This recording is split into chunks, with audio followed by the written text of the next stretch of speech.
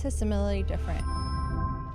Hey guys, welcome to another episode of Similarly Different. It is a solo week and you guys love these weeks.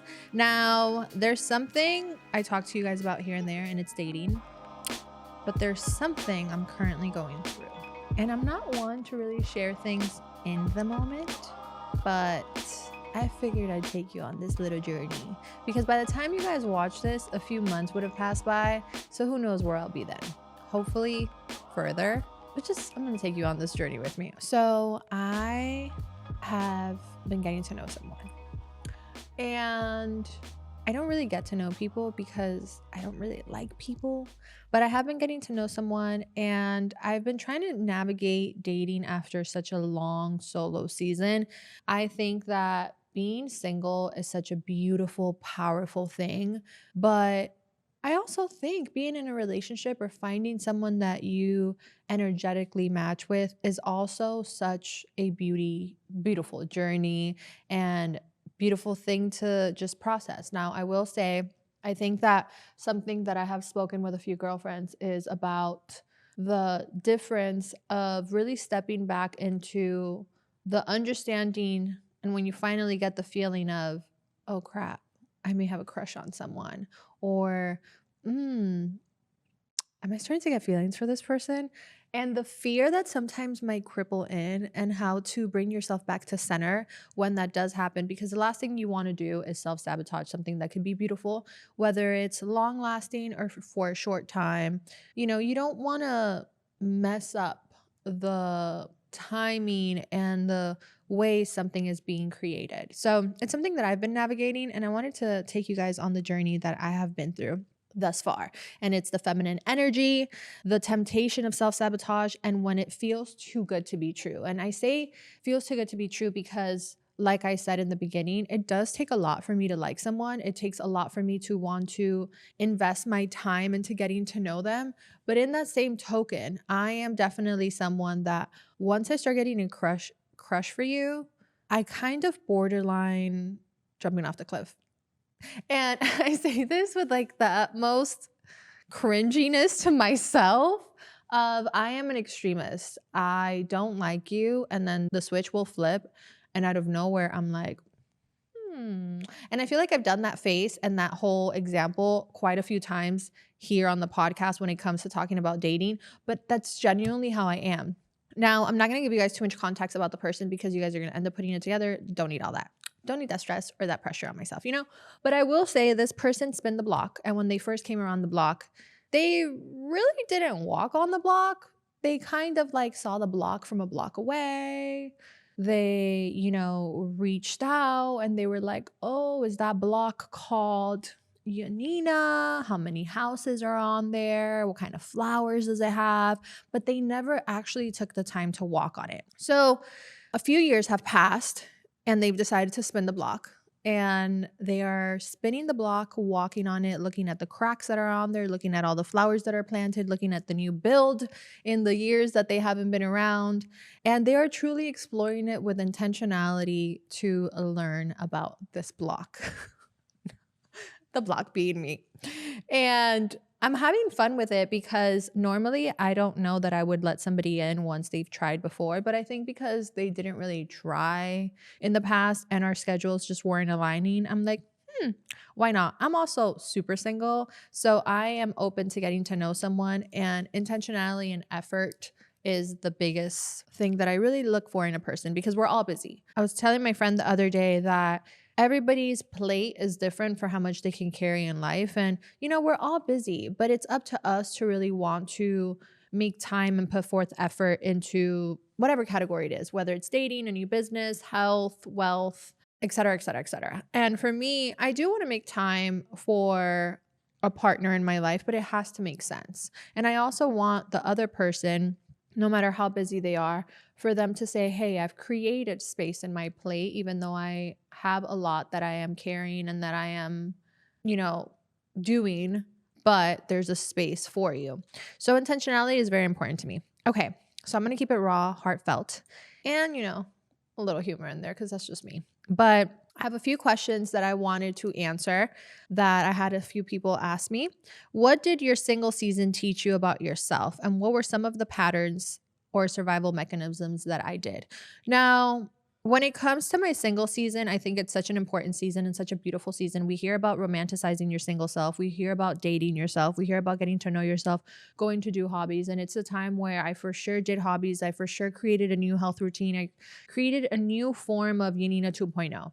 And some of the things that I did realize that were survival mechanisms, and I actually spoke about it with my friend Frankie the other day while on a walk, is the fact that a lot of women work and act and lead subconsciously on survival mode. You know, like we all want the soft girl era. Some of us want the soft girl era while still working.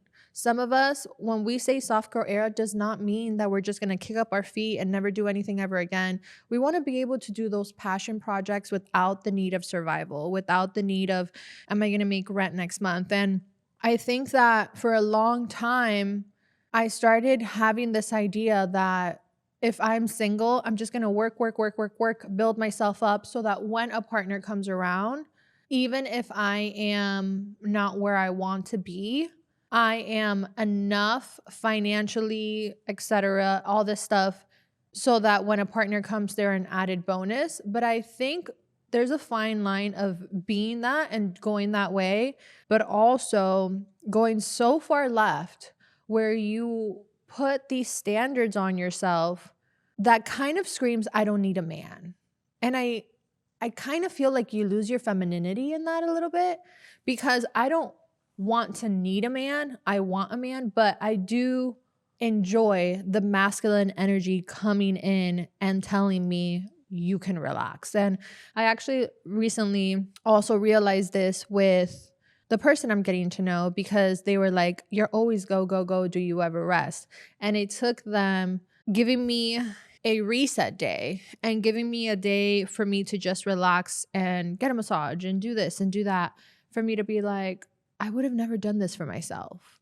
Maybe not in this season, maybe when I'm really slow and don't have things. But right now that I'm really chaotic and busy, like I don't think of giving myself this moment where a partner may see how busy you are and say, oh, you know, like you need this, let me do this for you. And I think that that's the beauty of a partner, that they're able to see when you are in need of something, whether it's emotionally, spiritually, physically, and be able to assist you.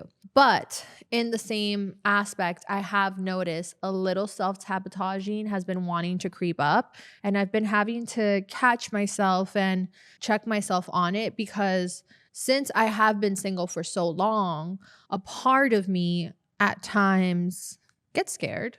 And the scared part of me says, you know, well, what if this doesn't work out? What if you open yourself up and it doesn't work? And I have been having to bring myself back to zero.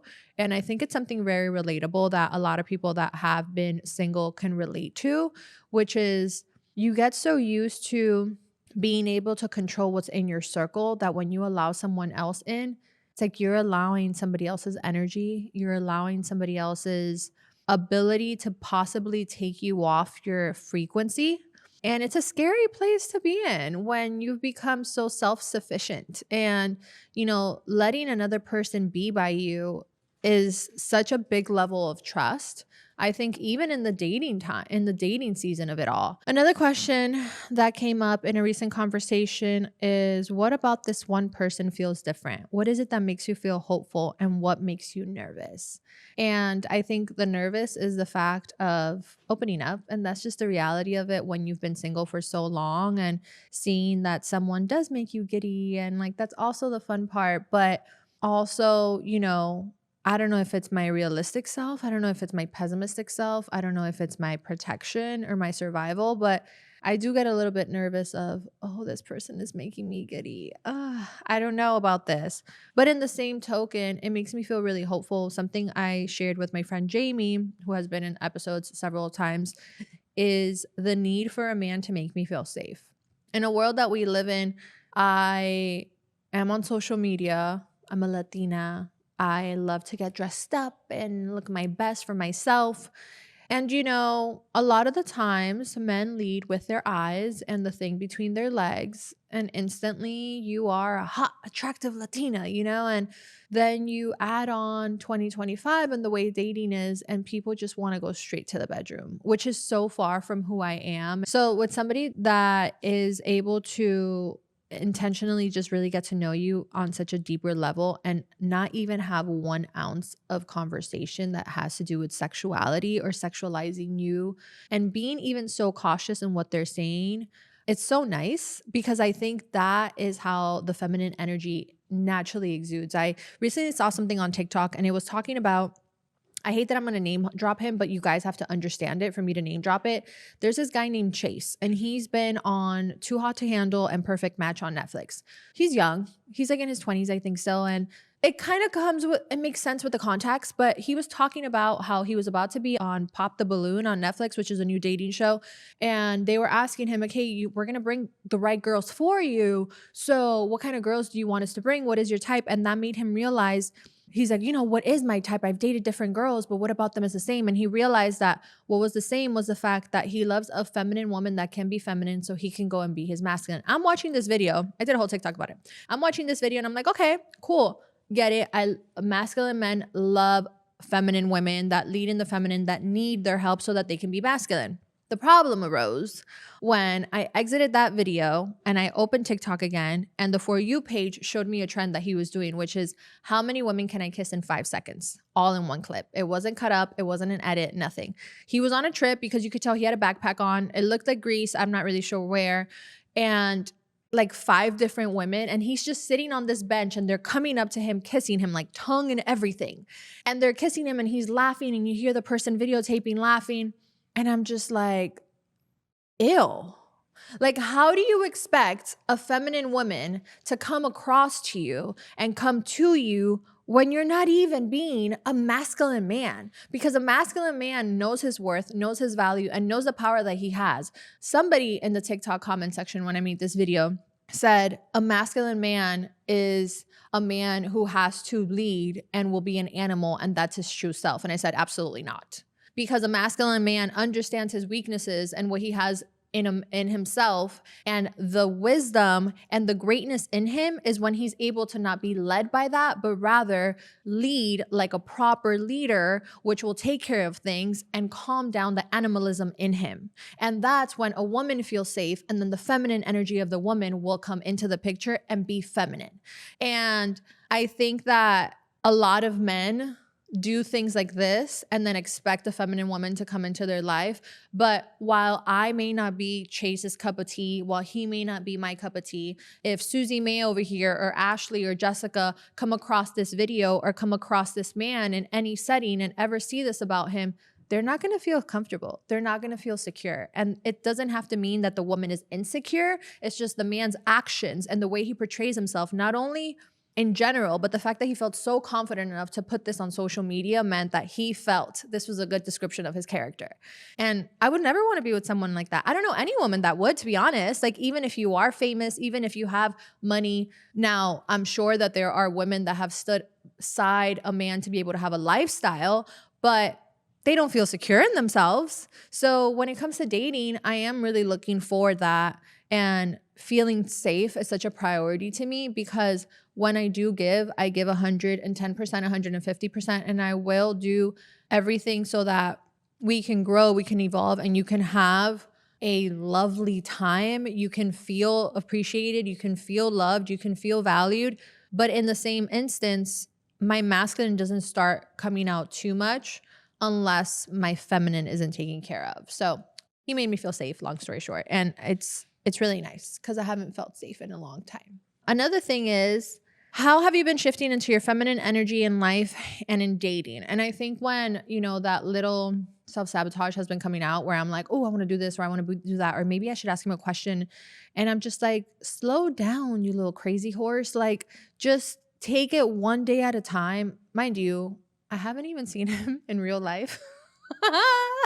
I sound like a joke. No, but we've been having like FaceTime and calls because we do live in different states. I am going to see him in person in less than 10 days, but It's made it so comfortable. Also, I think the factor of having such a phone communication to get more personable and it not be super physical, which I think is really important. There's a difference I feel with having standards and staying guarded, and it's something that I'm reminding myself. I have standards. I want a guy to take his time. I want a guy to not help me feel rushed, but I also don't want to block or not be open. And I want to make sure that I don't have a wall up. I just have a screen door. Like I'm looking at you and I'm seeing how you move and I'm allowing open energy in, but I don't have a wall. And I think that it's so important to be able to differentiate when you're getting to know someone.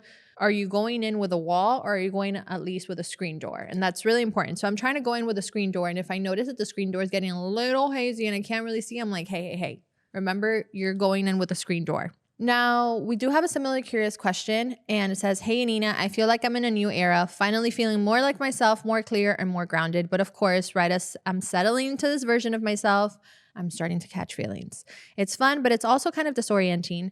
I'm trying to protect what I've been building internally, but a part of me just wants to fall a little. How do you know if a new crush is a part of your next chapter or a distraction from it?